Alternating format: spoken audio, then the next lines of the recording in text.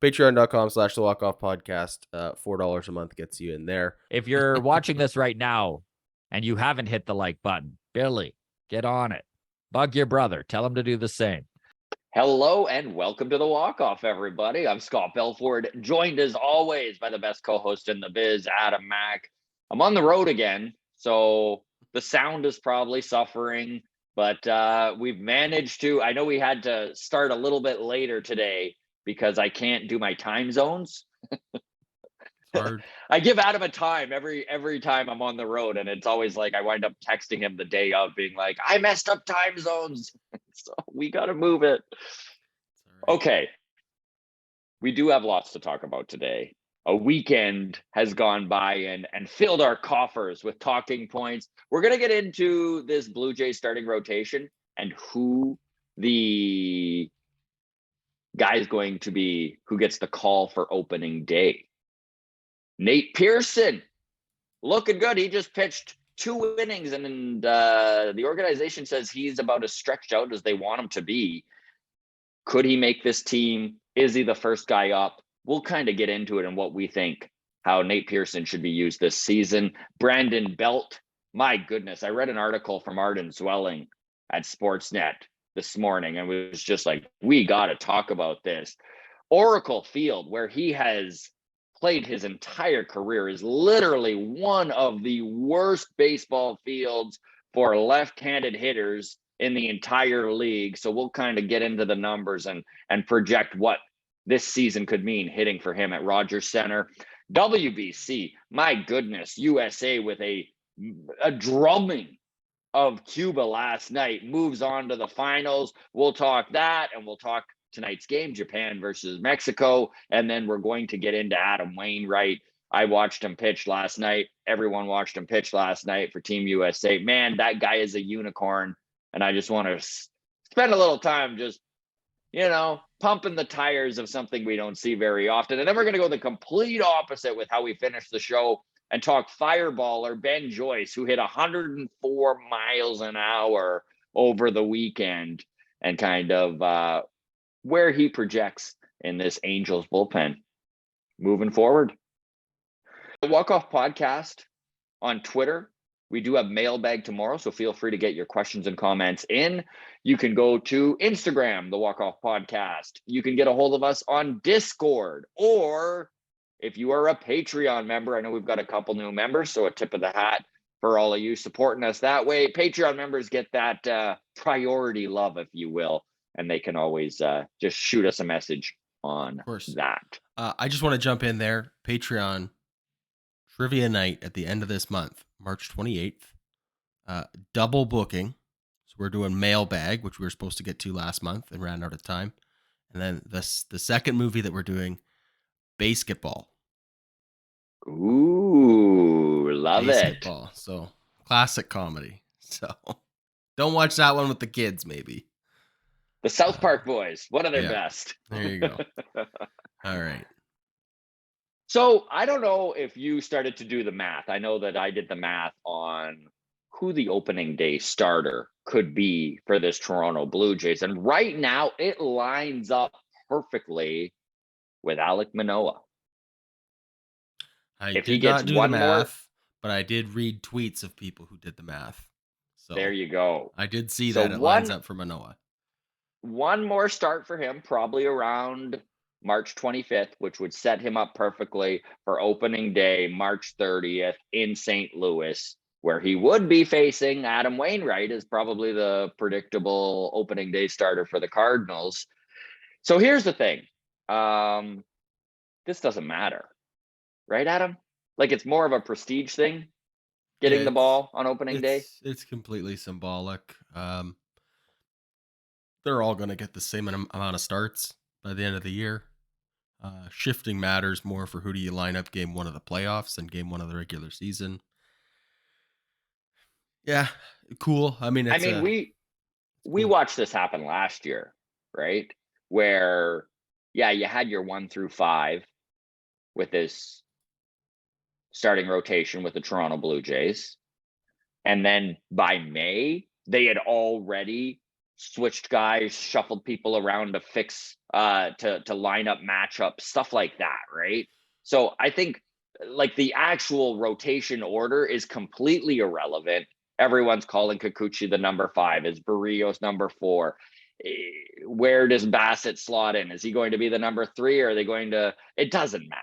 They're going to massage this starting rotation as to who their opponents are going to be throughout the year anyways. They're going to use days off to bump guys up. They're going to use 6 starter here and there to give extra rest. Like there's going to be a lot of stuff that happens throughout the season. Here's the only way that it would matter to me is who's starting opening day. I mean, so we open the season against the Cardinals, and then we have the Royals, the Angels, and the Tigers before finally facing an AL East opponent in the Rays. If that second series of the year against the Royals instead was against the Rays or the Yankees, yeah, sure, then maybe we go, you know what? Let's start with like a Barrios, Kikuchi. You know, like let's see if we can get Gausman and Manoah to take 2 of these important matchups against the Yankees in that first series. Yeah. But short of that, I mean, I don't really care. So let's performance is going to be what is this organization bases how their pitching rotation lines up as the year goes on. Anyways, we watched Jose Barrios get the opening day pitch last year. And did it matter at all? No. Yeah. Was it this would It was generally translate into the order of operations though, right? Like yes. Was Manoah ahead of Gausman last year or behind Gausman? I think he was behind, but I Okay. think it was flipped. So But I Barrios, didn't do Gausman, Manoah, right? I didn't do the research. Yes. Yeah. So All if right. we're Well, someone in wrong, the feel comments free can to do the homework for us. I just mean that, you know, could be a potential thing where you're like, well, we got 2 left. Like once Ryu comes back, you know, maybe you want to spread him and Kikuchi out so you're not going lefties back to back and whatever. But again, that's like mid-season concerns. For now, this is all mid-season concerns. Yeah. Exactly. So, but still cool. Cool tip of the cap and an acknowledgement that Alek Manoah is the guy. Yeah, and I think that's what they're going to do is that they are going to give Alek the ball. I mean, he has done nothing but impress since getting called up mid-2021. He has been the stud of this rotation. They went with him in game 1 against Seattle of the wild card series last year. He's the dude. And I think that they are going to do just that and give him the prestige and the tip of the hat for opening day, March 30th. And I look forward to it. Buddy, here's the thing. Okay, we talk Nate Pearson quite a bit, but there is a little bit of a push going on right now within the fan base that Nate Pearson should probably make this team. In fact, there's even a little bit of bitterness towards the fact that there are some arms standing in his way to get there. Okay. I'm really curious where you are at on this, because my feeling on Nate Pearson is prove it. Okay. Winter ball and spring training don't count. I'm with you. I don't think they count as proving it. First round draft pick, tons and tons of hype around him. He was given every opportunity by this organization to succeed. He was in the playoffs in 2020. We all remember him coming out and backing up Robbie Ray after the game 2 of that series against Tampa Bay that they wound up getting swept in 2 games there. He looked incredible. Okay. He's had a lot of bad luck as well. He hasn't been able to locate at times. He's dealt with injuries. The luck thing, like I said, with the mono last year. He's had a lot of obstacles to need to overcome, but I don't think that it is worth just handing him a spot and hoping that he can run with the ball, especially when you start looking into this bullpen and the names they have there. There's nobody that I truly am like, you know what, I would rather see Nate Pearson pitching there. Listen, I know Trevor Richards is a thorn in some folks' side, but the guy has been very good in the last few spring starts. his 60, he threw his changeup in this last outing 60% of the time. Okay. He is 3 Ks in those 3 batters that he faced using his changeup 60% of the time. It's one of the best changeups in all of baseball. He has no options. Trevor Richards, they gave up Rowdy Tellez to get him, who hit 35 bombs for the Brewers last year. If you don't think that the Jays are going to try and get their value out of Richards, I don't think that you're reading the tea leaves right. They may wind up DFAing him. They might if he doesn't perform in the season, but they're definitely not going to make that decision now in spring training. It would have already been made in the offseason if that was the case, if they were going to put Richards on the waiver wire to make room on the 40-man. This would have already happened. So I think when it comes to Nate Pearson, they're going to shove him in AAA. I don't even know if he's the first man up, but I'll let you give your opinion here, Adam, in a second. But in my opinion, I don't even think Zach Pop, who definitely deserves to be in this bullpen, makes this team out of spring training, because Zach Pop has options. You look at the names they're working with, they need spots. They need roster spots to not lose some of these assets. Like Mitch White is a perfect example, who might not start this season with the team. They might be able to give him a few days on the injured list, but they might not. And if they can't put him in AAA. Okay, so a few things to dissect here. Let's start with Zach Pop, because if we're just basing on who makes the team based on their spring training numbers, I think Zach Pop runs away with it. 4 outings, got a whip of 1.0, strikeouts per 9, 11.3, strikeout to walk ratio 5. You love everything you see there, but he's got options. That's it's a bad omen. You know, they love to bring these guys up and down. Trevor Richards, on the other hand. You know what? Let's go to Nate Pearson first. I'm looking at Nate Pearson's spring numbers. Strikeouts per 9 is good, 11.6. Again, spring training, so what does it matter, right? Guys are working on their swings. Guys are catching up, right? Getting back in the swing of things, no pun intended. Strikeout to walk ratio, though, 2.25. He has a very high walk rate, 5.1. So, and the whip is 1.7. These are not good numbers. So, just from he's got to earn his way, he's got to prove it. These aren't prove it numbers. No. Right? Can we agree on that? Like he had a good winter ball season. Looked good. The velocity's back. All these things. The velocity is back. So that's the tip of the cap to Nate Pearson. The velocity looks back. He's healthy. You can't have a guy with a walk rate of 5 walks per 9 coming out of the bullpen. Like you just can't. That's too high. Again, spring training, I get that. But those aren't proven numbers. If he had Zach Pop's stat lines, I'd say, sure, give him the spot right out of spring training. Like, very impressive.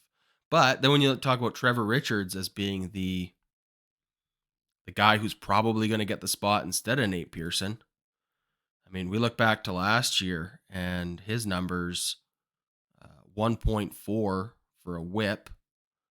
His walk rate was 4.9 per 9.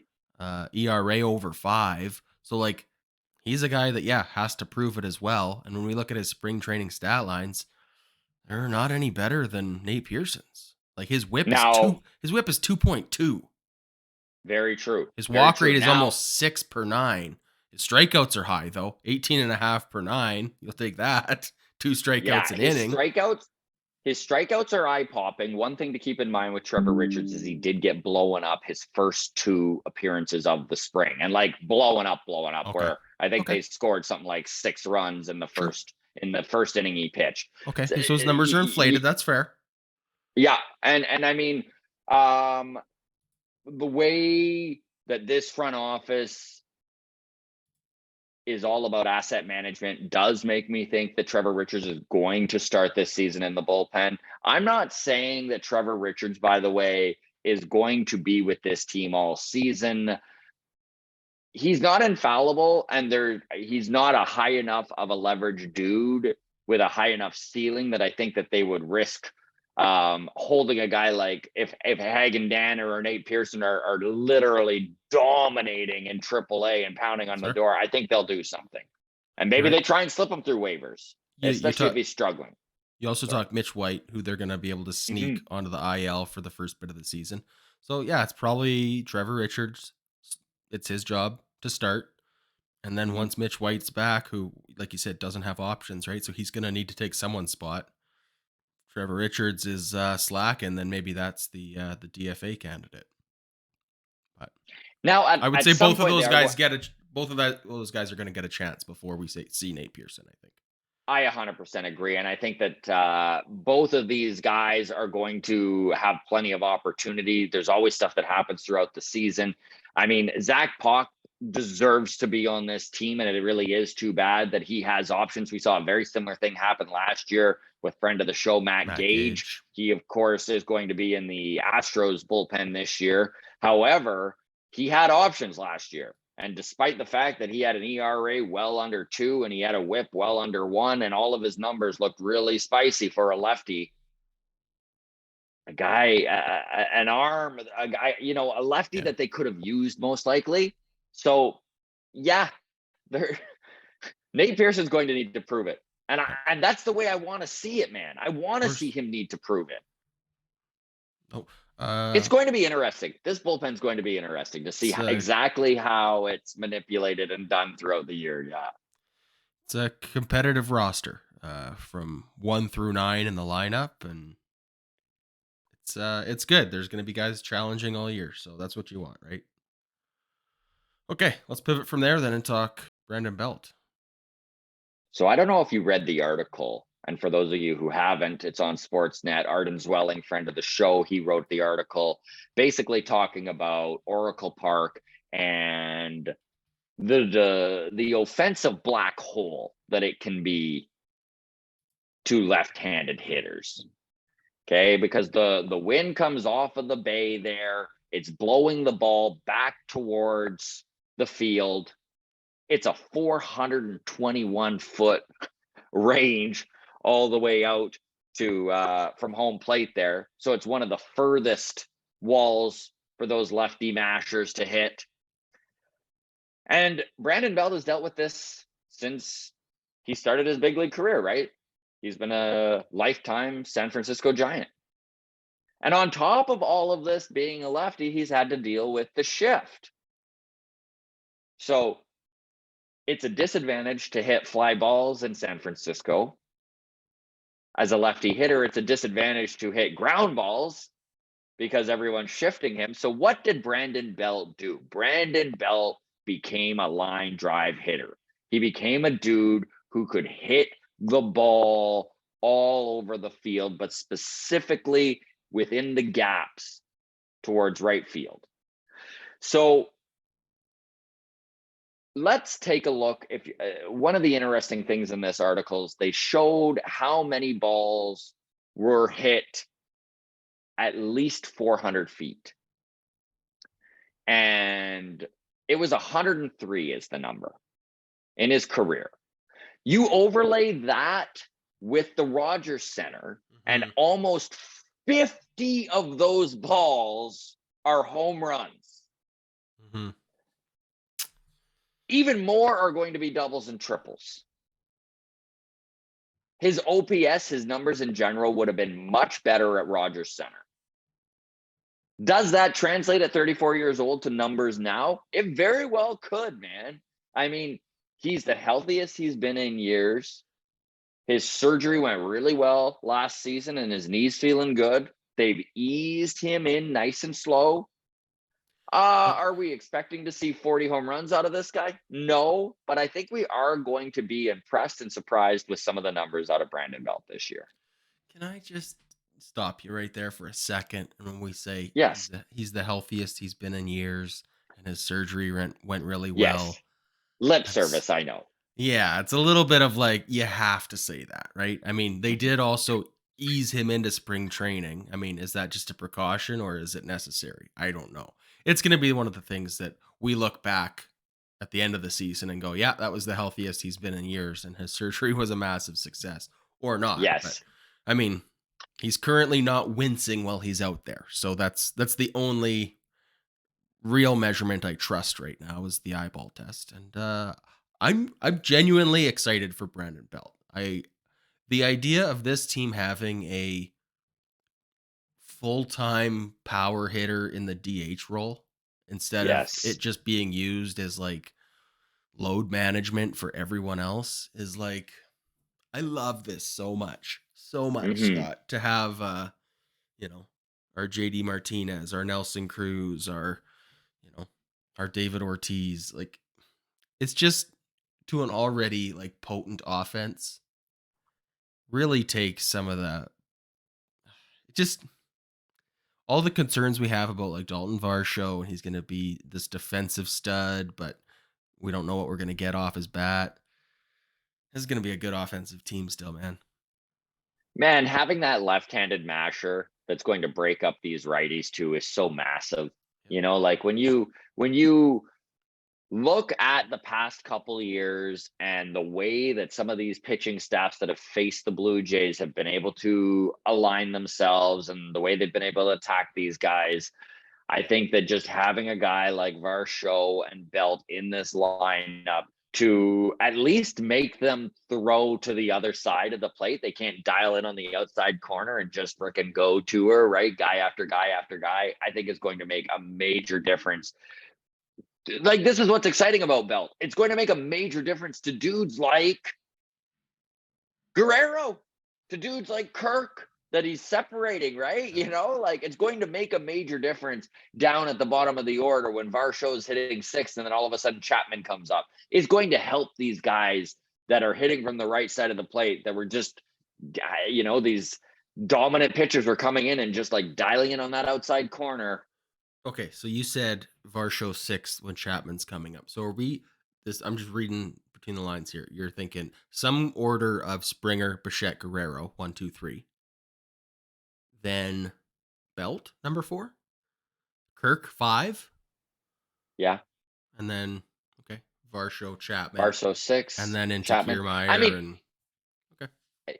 This is going to be massaged throughout the season. No, I That's like just that, kind of though. how my brain envisions it. Absolutely. Yeah. I like it. I like it a lot. Did you happen to watch the Cuba USA game last night at all? Did I happen to watch the WBC? I was not one of the 100 million fans tuning in. No. You know how I feel, man. I'm sorry. I'm out on it. Maybe if Canada was better, I'd be electrified too. I know it's good baseball. no, I just and that's can't fair. bring myself to tune in. No, that's fair.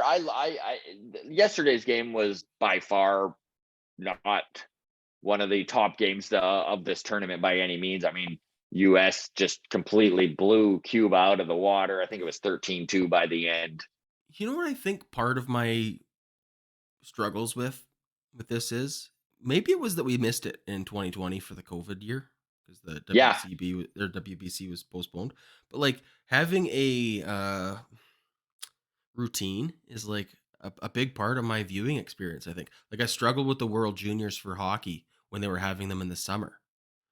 Right? Yeah. Like World Juniors at Christmas time or winter Yeah. holidays, right? It's like, It's yeah, I get tradition. it. I wake up at 4 a.m. and I tune in to Canada versus Latvia playing over in Russia. Like that's a thing I will do. And it's even for a 7-0 dredging. I'm like, I'm in, that's Yeah. waking up early all Christmas break. And then when it's happening in August, I'm like, I don't even care about this tournament. Like, it's still the same players and it's still, the Yeah. same trophy at the end or whatever, right? But it's like, do I care about the World Juniors in August? Like, not even a little bit. So maybe that's where I'm at with the WBC is like, we didn't have it last year. So it's been 6 years since the last one. And I'm just not like attuned to like, oh, it's March. I got to watch my competitive baseball.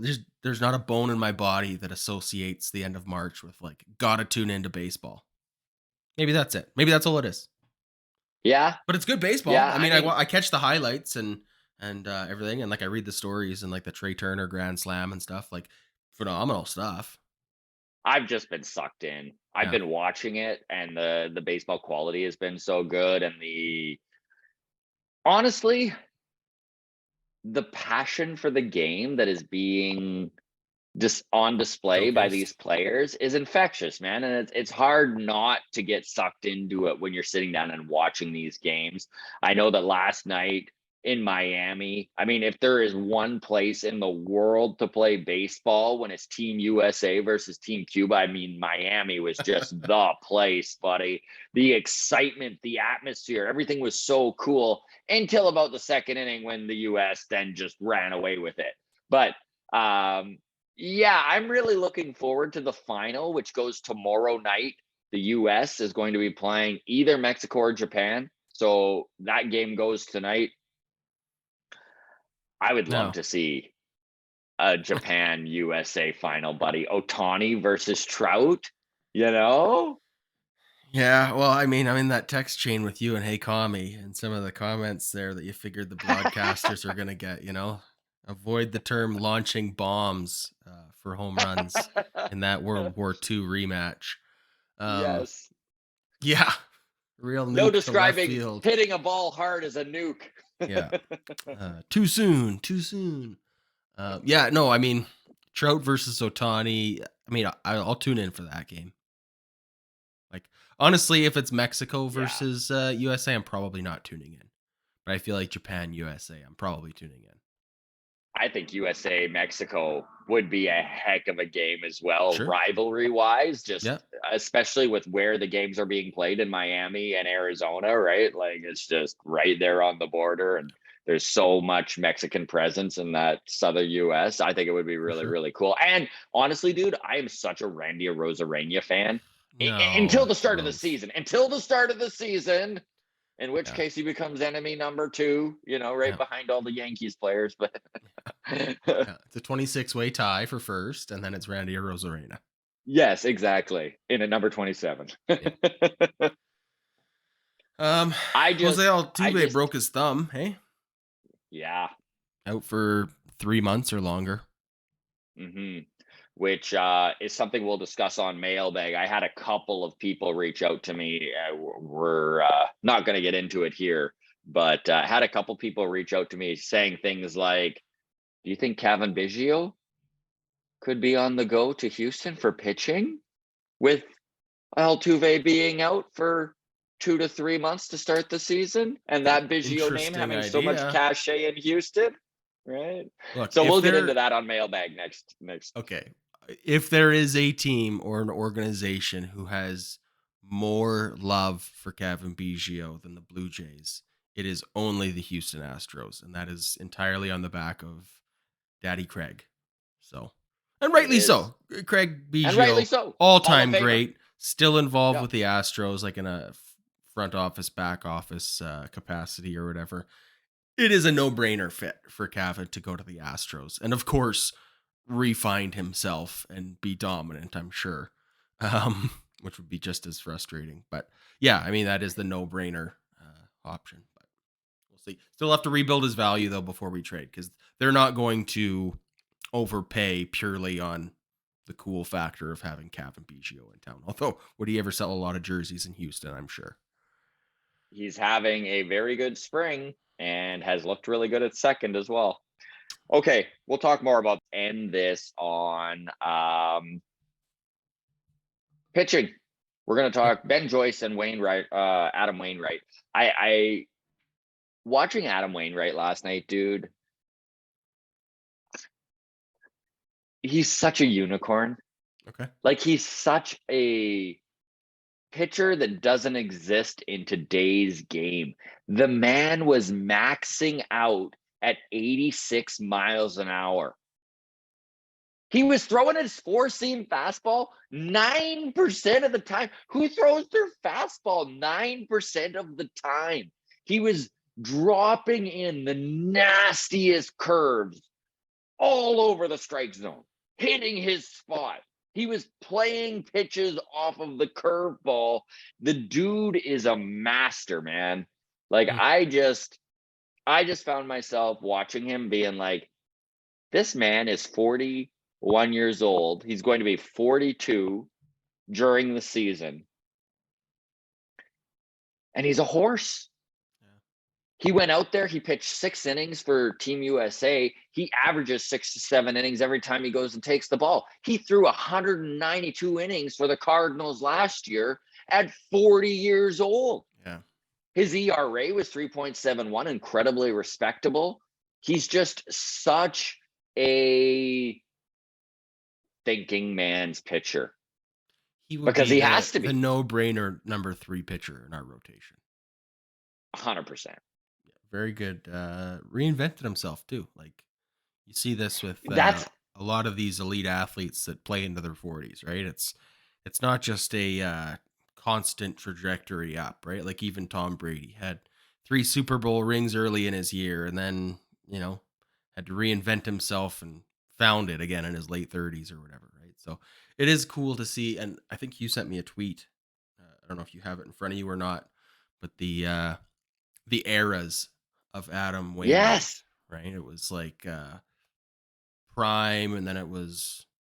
Do you have that tweet in front of you, or should I pull it up? I don't have it in front of me. It was 2000. I'll look it up. You just talk Adam Wainwright and his excellence here for a moment. Okay, I've got it here. So his prime was 2018 to 2015. He pitched 189 games, 1,290 innings pitched. He had a 2.85 ERA and a whip of 1.12. Like literally elite numbers For 8 years. And for 8 years. And then what happened is he lost velo on his fastball. And so from 2016 to 2019, he struggled. He struggled with staying healthy, and he struggled with the loss of velocity on his fastball. He pitched in 95 games, 534 innings pitched to a 4.58 ERA and a whip of 1.44. He all of a sudden was the number 5 guy in that Cardinals rotation. And then he reinvents himself. He becomes a master of that big sweeping curve. He becomes a master of mixing his pitches and hitting his spots. And listen to this, okay? From 2020 to 2022, in 74 games started, that's 463 innings pitched. He has an ERA of 3.34 and a whip of 1.115. This is in his age 38, 39, and 40 season. Like absolutely incredible what this man has pulled off. And this is his postseason too. 2006 to 2021, 29 games, 114 innings pitched, 2.83 ERA with a whip of 1.1. Like you just don't get better than that. Do you think Adam Wainwright's a Hall of Famer, buddy? 19 seasons? Yeah, probably. Yeah, probably. I don't know. Right?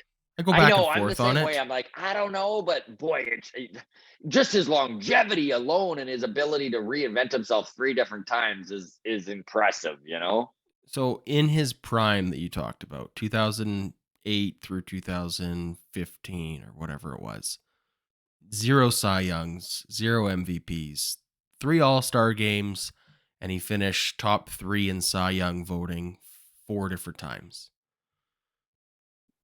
That's good, but it's also like hardware gets you into the Hall. Yeah. You know, he's got 2 Gold Gloves, and actually he's got a Silver Slugger, which is always hilarious to me. So 2017, he's got a Silver Slugger as a pitcher, which is hilarious. He hit 262 that year with an OPS of 731. Not bad. Not bad at all. Not bad at all. And the fact that he has been so dominant the last few years, and literally his fastball, like even last year, he was hitting 88 with it. He hasn't thrown it over 86 all spring. He might get it back up to 87-ish. But I mean, here's the thing, okay? Because these are 2 different questions. Will Adam Wainwright, let me try that again. From the top. 3, 6, 9. Will Adam Wainwright get into the Hall of Fame versus should Adam Wainwright get into the Hall of Fame? And I mean, as we've seen in the past 5-10 years, this is not the hall of great players. This is the hall of really good players that we like, Yes. right? So will Adam Wainwright get into the Hall of Fame? Yes. Should he? Maybe. That's kind of how I feel. And I don't mean that as like Yeah, me too. I mean, if you pitch No, till you're this 40, is incredible resume, right? But yeah, I think like likable guy. We saw all the love that him and Molina were getting there. But you know, the battery record for the most outings there as a duel. pitcher catcher duo. I think I said duel, not duo, but yeah, duo. So like there is love for Adam Wainwright, and to do it for a franchise like the Cardinals, right? Like just one of the all-time historic franchises. There's going to be a lot of like love for Adam Wainwright. He's not an a-hole. He's not Garrett Cole. You know, I don't Yeah. think even in his prime anybody disliked Adam Wainwright. So yeah, I feel like that's going to give him a bump in votes that I think maybe warranted, maybe not. But I think when he's a fringe candidate for sure, that Yes. being likable is not going to hurt his case. That's for sure. So Couldn't agree more. Couldn't agree more. Okay. Talking Ben Joyce. Some of you might remember him from the draft last offseason because he threw 105 miles an hour with the University of Tennessee. Reliever only, though, 22 years old.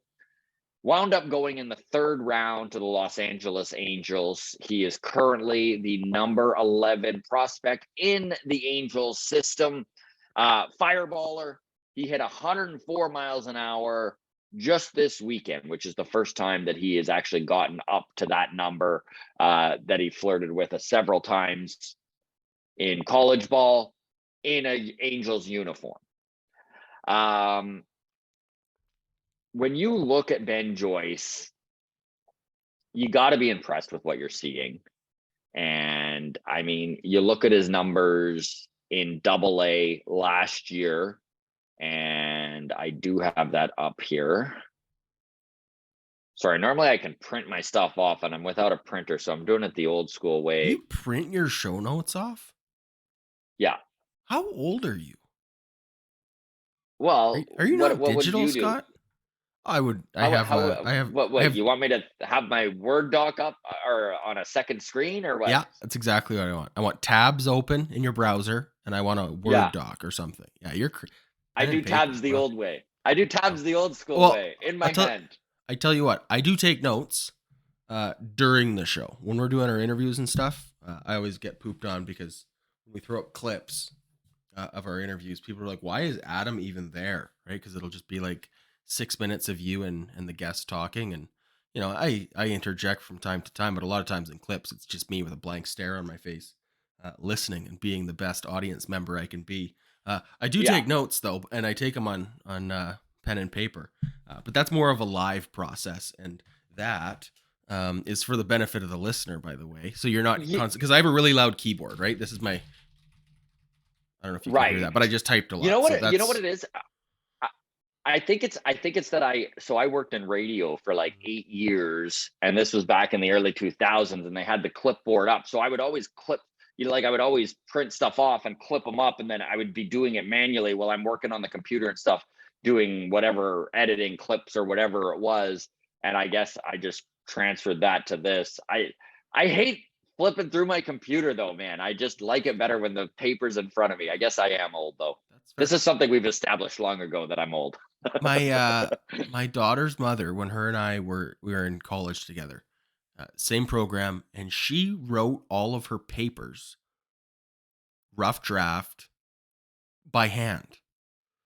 Like, didn't type it out and then delete and copy and paste and move paragraphs here and there. Literally wrote her rough drafts out.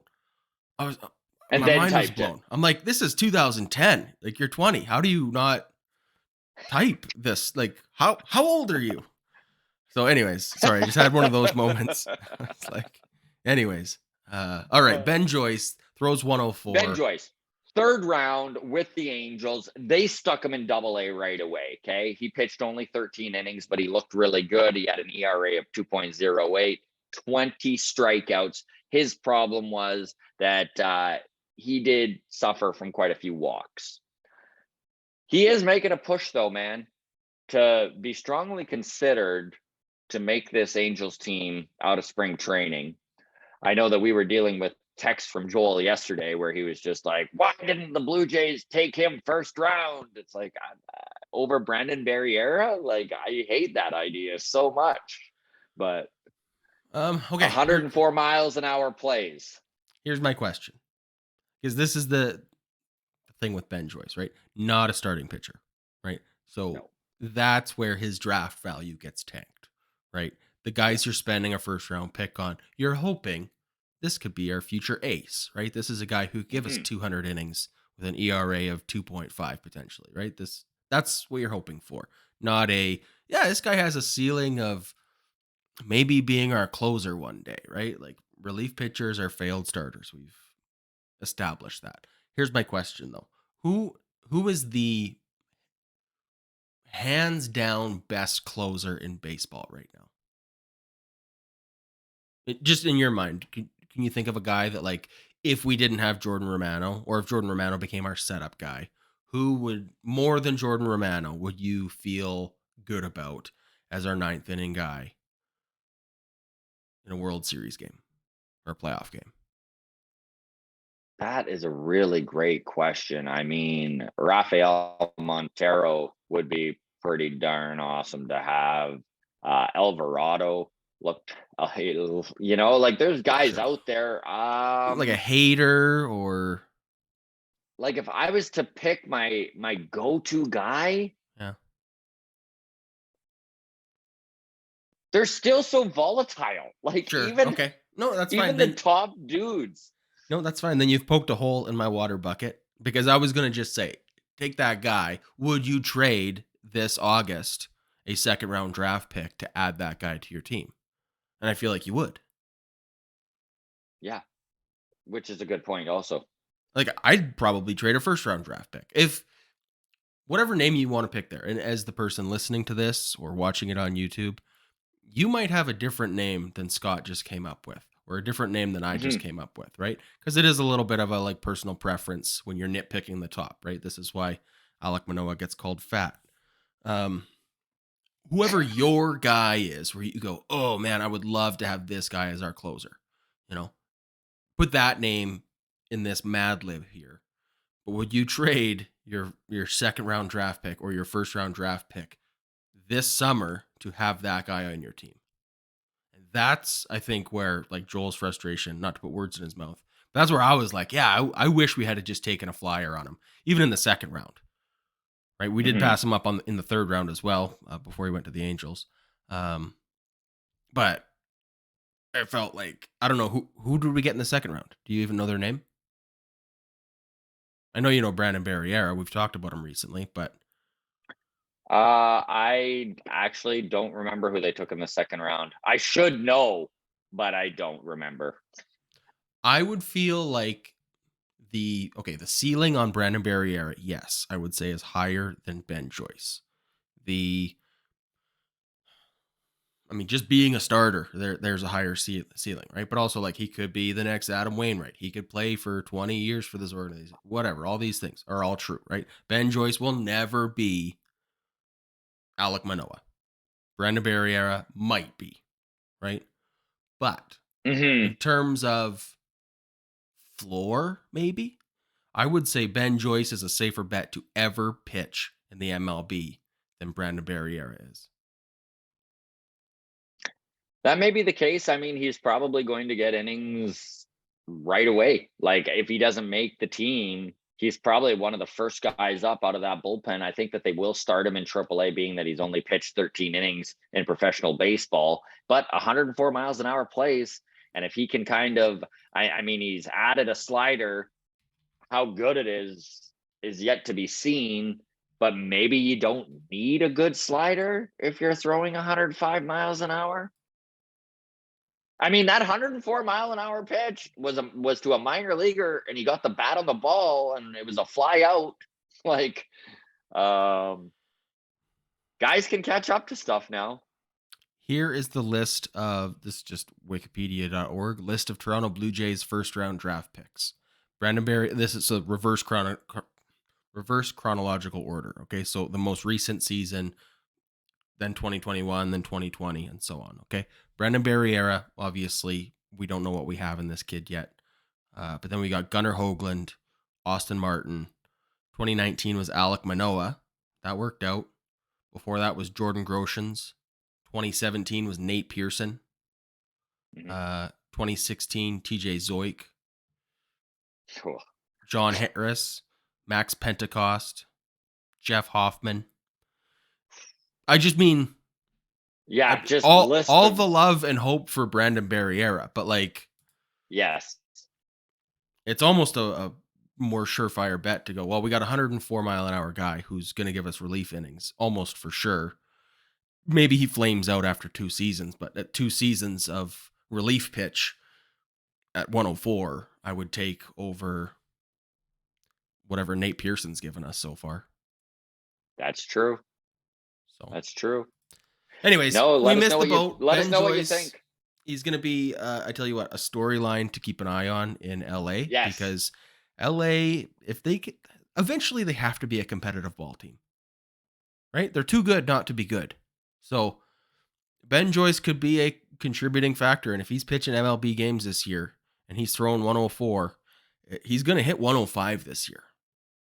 Mm-hmm. Right? He's gonna do absurd things. So keep an eye on Ben Joyce. For real. Best of luck to the kid out in LA. And 22 years old, so there is some development room there age-wise. If it does wind up taking him all season to kind of figure it out and he doesn't get called up until September, I think he's going to make his major league debut this season. I think there's no reason to waste bullets in the minor leagues for the Angels at this point, especially not with that kind of arm, and especially not with that kind of team. Like, even if the Angels take a step up, they're probably not a playoff team this year. We'll see.